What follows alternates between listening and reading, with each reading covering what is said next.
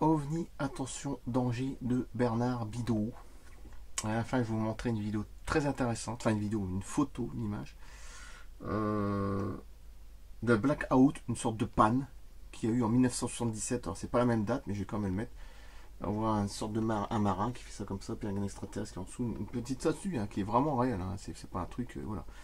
Et qui a eu dû avoir un blackout apparemment en cette période-là, en 1977, le 13 juillet, je sais pas quoi, c'est marqué dessus. New York et tout, il y a une panne, enfin, si j'ai bien compris, c'est ça. Voilà, bon, ça peut-être pas vraiment le rapport avec ça, mais j'ai quand même la mettre à la fin, parce que ça fait partie de New York et c'est fait partie des phénomènes vraiment très mystérieux. Donc je vais quand même la rajouter.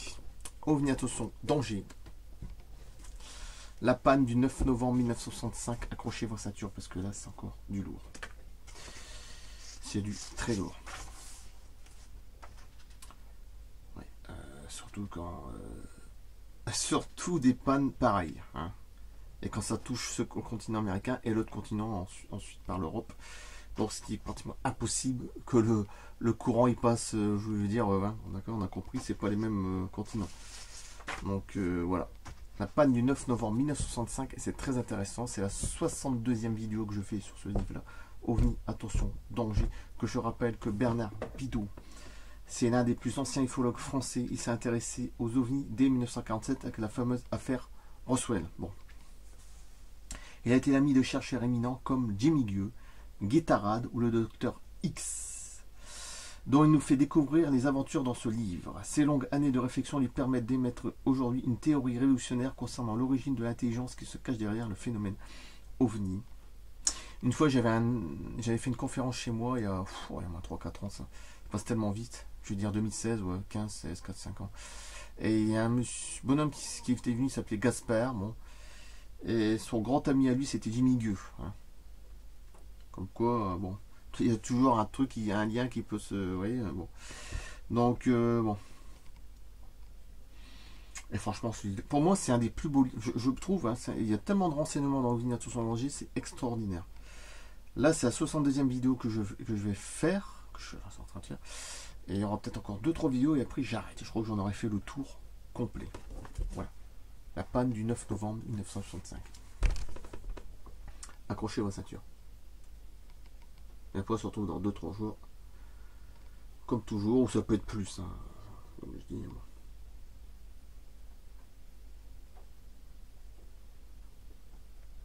Et à la fin, je mettrai une image. Blackout en 1977, le 13 juillet, 13 mai, je sais plus quoi. On prend un marin, une statue. Voilà, donc vous voyez comme quoi, bon. Ce qui est dingue, c'est qu'il y a l'effigie d'une statue. On va repasser en France, parce que ici. Je me demande si on n'est pas encore aux gens de Cro-Magnon, parce que le chapeau a évolué pour certaines choses. Alors, quand on voit le professeur Raoult, comment il a été écrasé, je suis désolé, mais bon, là, on l'a pris vraiment pour une sous-merde, ce qui est complètement dégueulasse. C'est parti, la panne du 9 novembre 1965. La panne du 9 novembre 1965 concerne tous les États du nord-est des États-Unis et le Canada.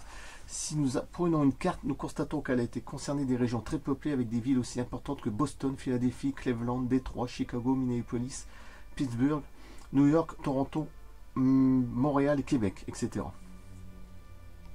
Cela commença vers 18 h. L'électricité s'arrêta progressivement. Il fallut environ 10 minutes pour que toutes les régions que je viens de citer soient concernées.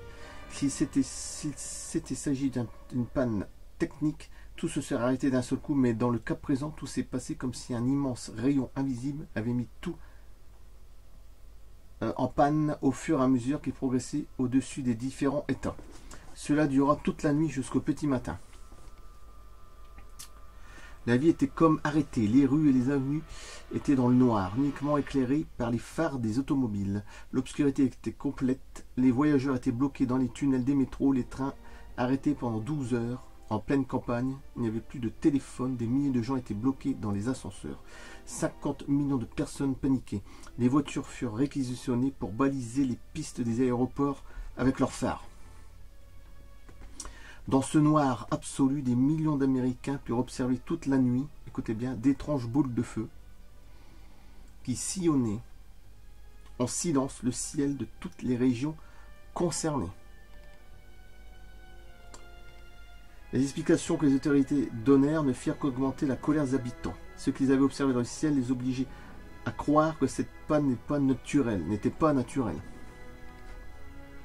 Pourquoi demander si les médias français, ils auraient dit, ouais, bon, il y en a qui a juste éteint la lampe des chiottes et puis tout ici est en même temps, c'est ici.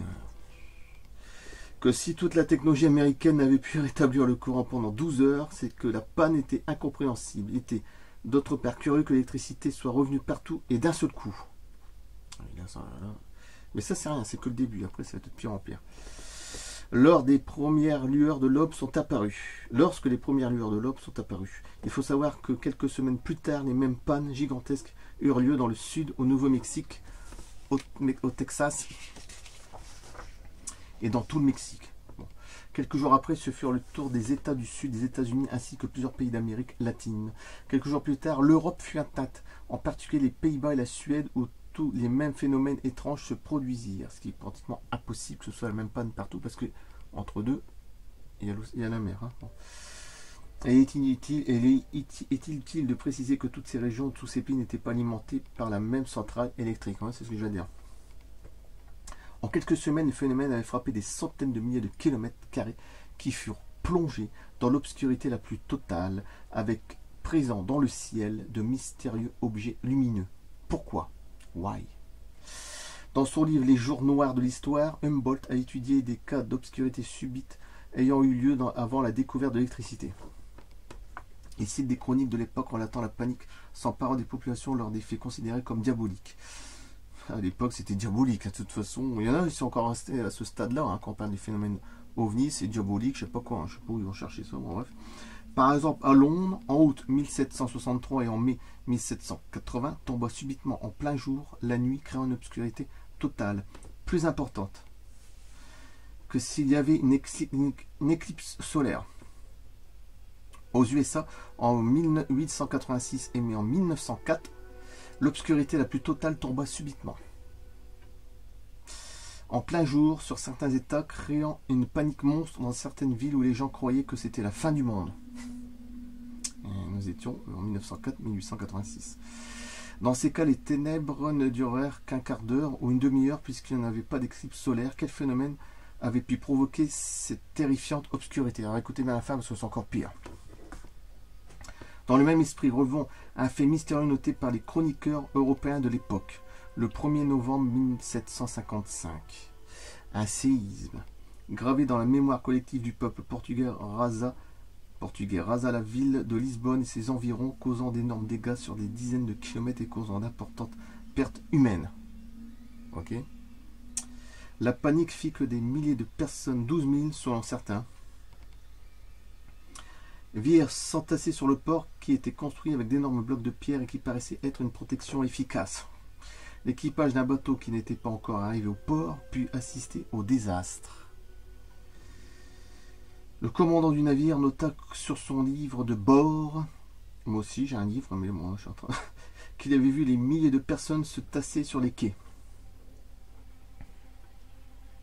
À ce moment-là, il vit comme une nuit noire, Black Night, s'abattre sur la ville et sur les quais, aussitôt suivi d'une énorme vague de plusieurs mètres de haut. Alors, écoutez bien parce que la fin c'est effrayant.